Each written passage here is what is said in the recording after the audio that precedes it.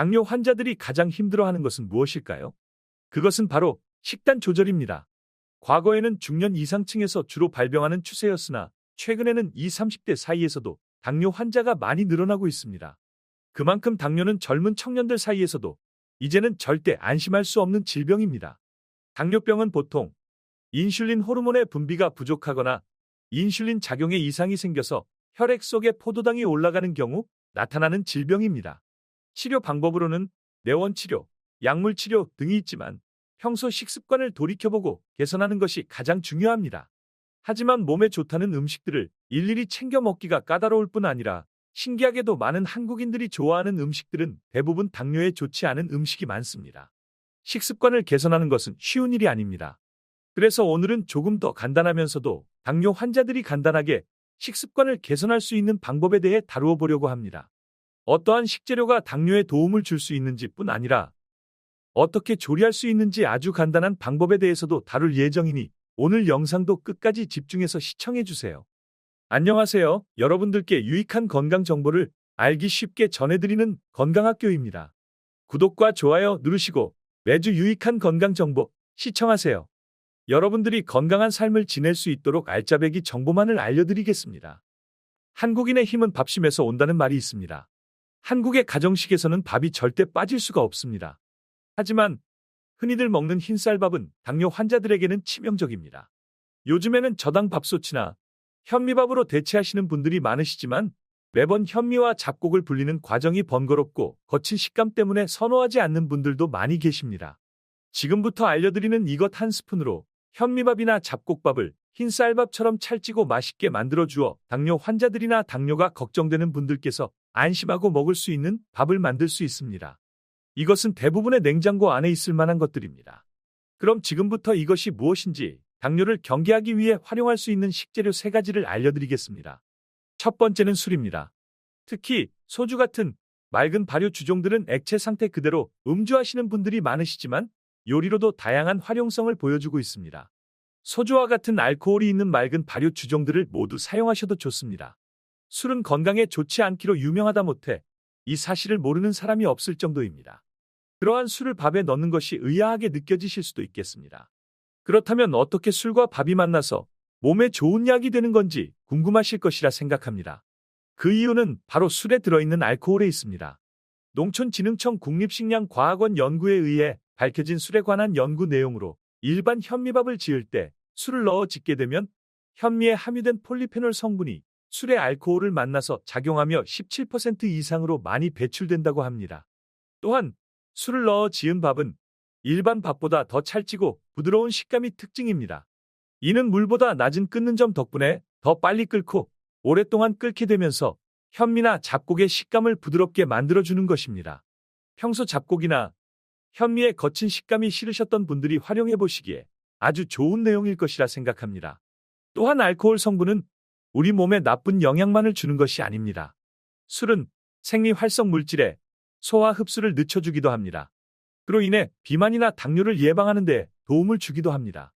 파스타를 만들거나 스테이크를 구울 때 화이트 와인을 넣는 것처럼 밥에도 소주와 같은 술을 넣는 것이라고 생각하시면 되는데 밥에서 술 냄새가 나지 않을까 걱정하시는 분들을 위해 예를 한 가지 들어드리자면 평소 바지락 술찜이나 술빵 등의 음식을 드셨을 때 술 냄새를 맡으신 적 있으신가요?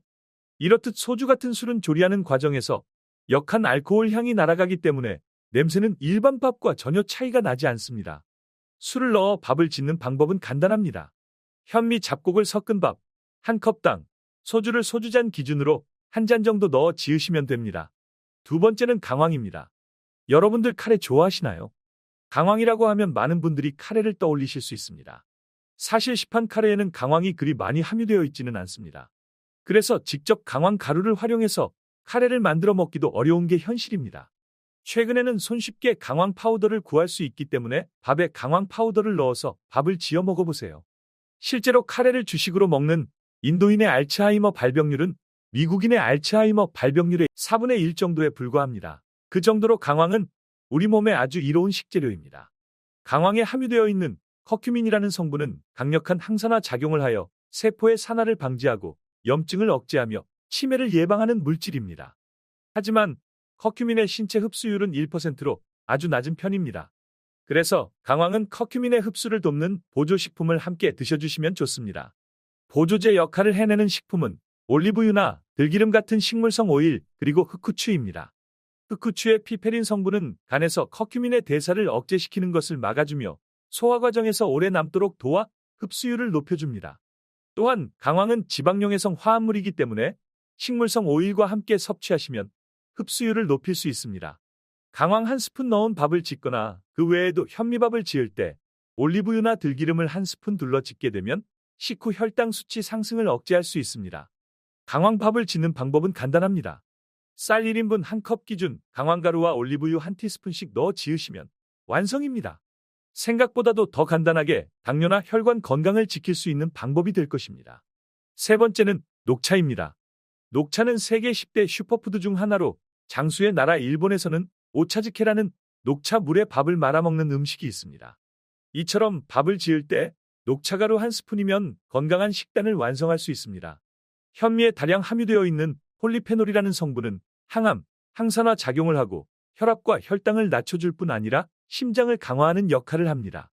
현미밥을 지을 때 녹차 가루를 넣게 되면 현미의 폴리페놀 성분이 40배 가까이 상승하여 더 흡수가 잘 됩니다. 우리나라에서도 녹차물에 밥을 말아 먹는 식문화가 존재합니다.